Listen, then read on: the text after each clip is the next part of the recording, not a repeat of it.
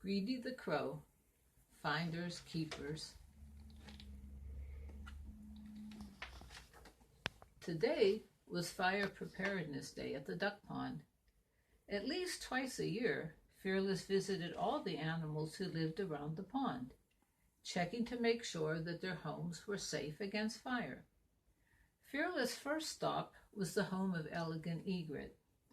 Elegant had a large home, a mansion in fact, complete with statues of her famous egret ancestors in her English garden. "Good morning, Elegant," Fearless began. "Good morning to you, Fearless," replied Elegant. "It is a fine morning. It is a wonderful morning." "Yes, it is," agreed Fearless. "What a beautiful home you have." "Thanks. It is a beautiful home. It is an amazingly lovely home. In fact, it is an extraordinarily marvelous home." "True," said Fearless. "I'm here because today is Fire Preparedness Day."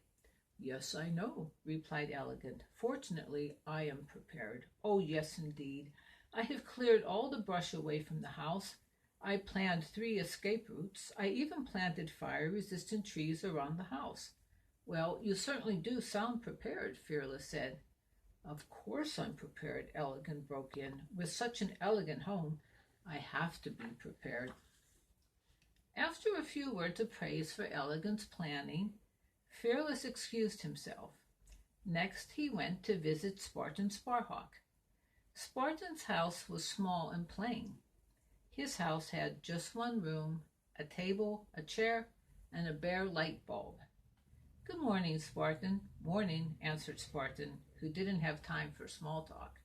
"What brings you here?" "Today is Fire Preparedness Day, and I'm checking to make sure all the pond animals are prepared in case of fire." "I'm always prepared," Spartan responded. "I know exactly what to do and when to do it.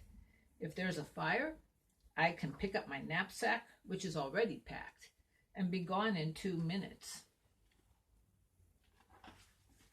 His next visit was to Charity the church mouse.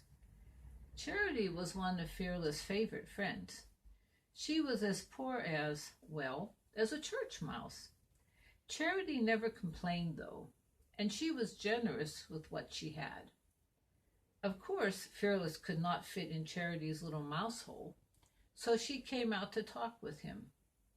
"Good morning, Fearless. I'm so glad to see you. Can I get you a cup of tea?" "That would be wonderful, Charity."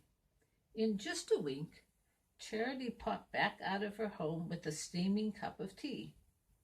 "Thanks," said Fearless graciously. "It is my pleasure. And how about having a cookie or 2?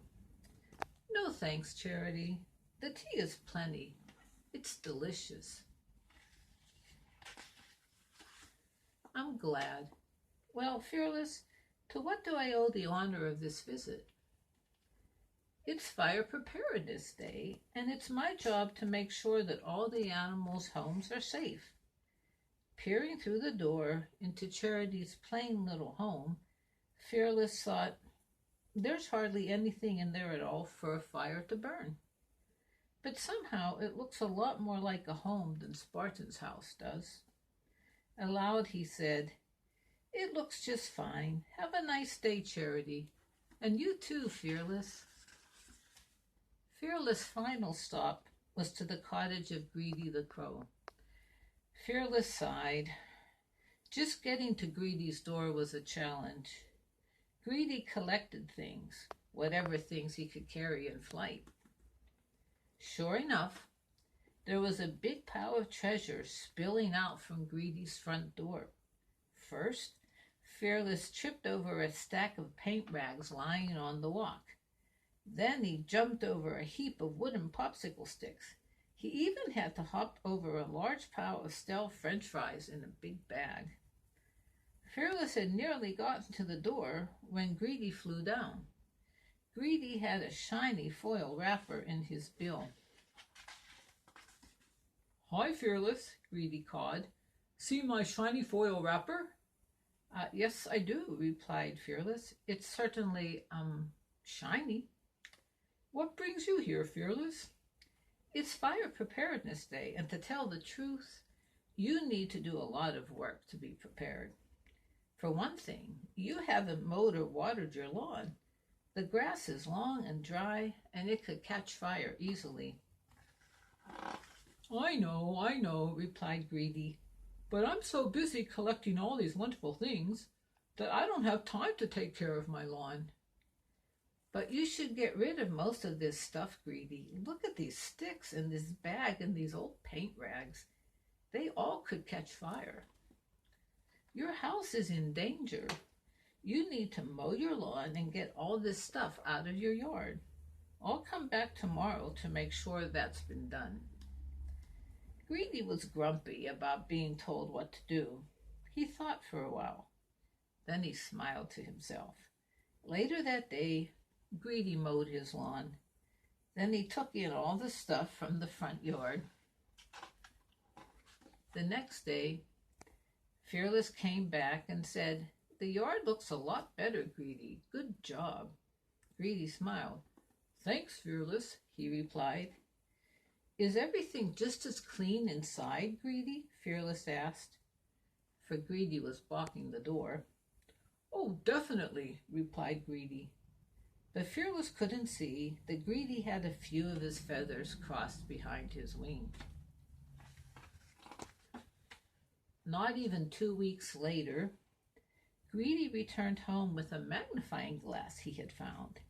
He set it in his window where it would catch the light and throw beautiful reflections. Then he flew off to see what else he could find. It was nearly noon, and the magnifying glass focused the sun's rays onto the pile of paint rags. Soon the rags caught fire. Smoke began to curl out of the windows and through the cracks in the door. After a while, a spark fell onto the bag with the French fries. The little pile of sticks caught fire next. Then Greedy's whole cottage caught fire. Flying back to his house, Greedy spotted the smoke. Quick as that, he turned, flew to the firehouse, and called loudly, "My house is on fire! My house is on fire!" Fearless came with a fire truck, but it was too late. Greedy stared sadly at the smoking mess in his yard. His magnifying glass was melted. His beautiful paint rags were crisps. His French fries were a pile of cinders. His cottage and all his shiny things were in a heap of ashes.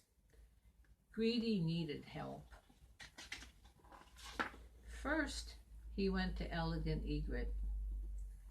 "I'm sorry, Greedy," she said, "but I couldn't possibly help you. If I got soot all over me, I wouldn't be elegant anymore, would I?" Next, he went to Spartan Sparhawk. "That's what you get for not being prepared, Greedy. I hope you learned your lesson," Spartan said. Last, he went to Charity the church mouse. "Of course I'll help," she said. "You can live with me until you can build your cottage again." So Greedy lived with Charity, and he became a little less greedy every day, till finally they had to change his name to Grateful Crow. How could Charity manage to make her hole big enough to house a crow? Well, Charity can do amazing things, you know.